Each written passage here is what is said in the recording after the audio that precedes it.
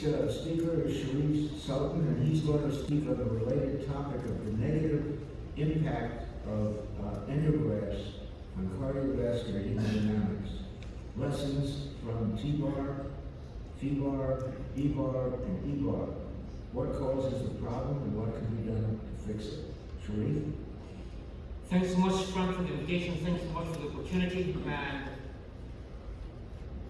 currently we're using 4D imaging for cardiovascular hemodynamic measurement, arterial compliance, and tissue function, but we're still deploying a 35 years old technology and haven't moved at all.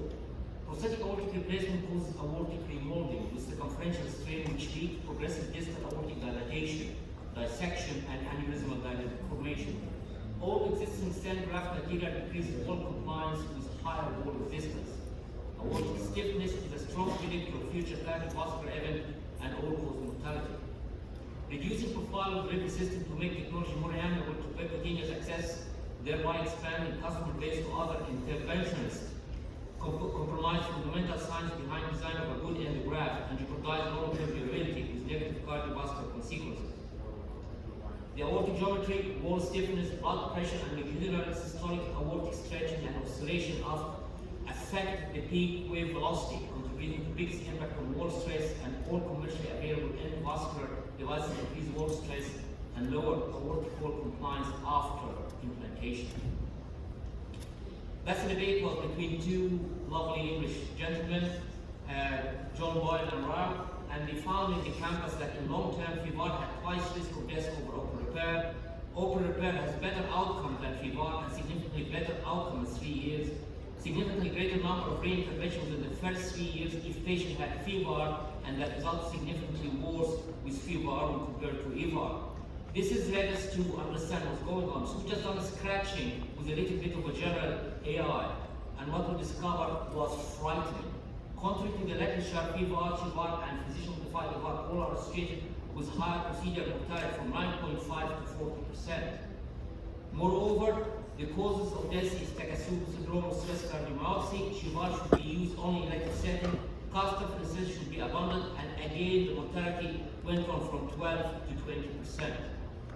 And the secondary procedure after FEVAR is high, and when performed for vascular vessel had higher mortality rates.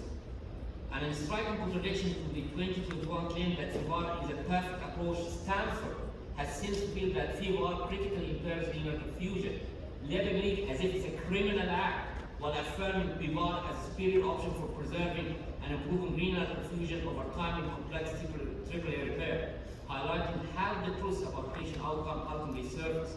Then we decided to dig deeper, and we're using the quantum computers using super AI with algorithms, and went through all key opinion leaders. Some of them are in the room here, and the finding again was frightening. In all scenarios, AI and deep machine learning expose failure to our patient by using experimental approaches.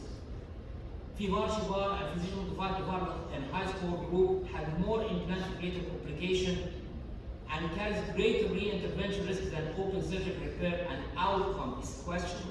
That's not me, that's the AI algorithm that we built.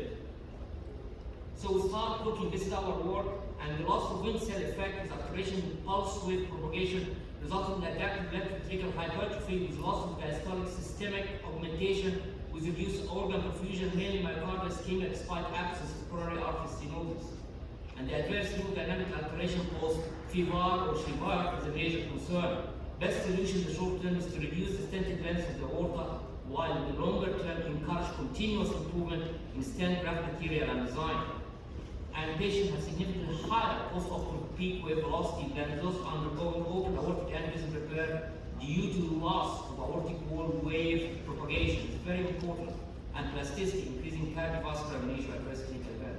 This is all of our patients that had the TEVAR or EVAR, and they had chest pain, systolic hypertension, and all coronary angiogram were normal despite an elevated vocoder with left ventricular adaptive hypertrophy and diastolic dysfunction because of the lack of filling of the coronaries during the diastole because of the stiffness of the aorta.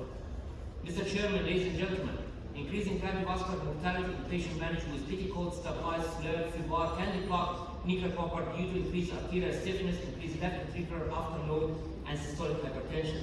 Decreasing stenting risk of the aorta by TEVAR, and this for another talk, is the only existing solution until new advanced compliant grafts become available. Polyester-based aortic end graft causes a threefold increase in peak wave velocity compared to PTFE-based platform with alarming cardiovascular consequences. Aorta is a functional organ that should be respected, preserved, and not eliminated, as regional aortic valve architecture varies considerably with application for tissue function as device that complies and induce cardiac vascular dysfunction. AI ML recommend to repair typically at 50 mm or lower to avoid losing the simple EVAR endo solution, enhance long-term outcome, and avoid stagger of the FEVAR, CHEVAR, and physician-modified failure. And as you can see here, the multinational trying to brainwash us, putting pink stuff as if you are in the red district, trying to lure you to do more CHEVARs and then put anchoring, and then what happens that you convert, you open repair, and then you start doing another endovascular solution. We are going around in circles, and we need to have better solutions for our patients. Thanks so much for the opportunity to present today. Can we have the lights up? Dr. Montgomery can't make it today, so we have a little extra time for panel. Let's have the lights up. And audience, I mean, you've heard some very interesting talks this morning.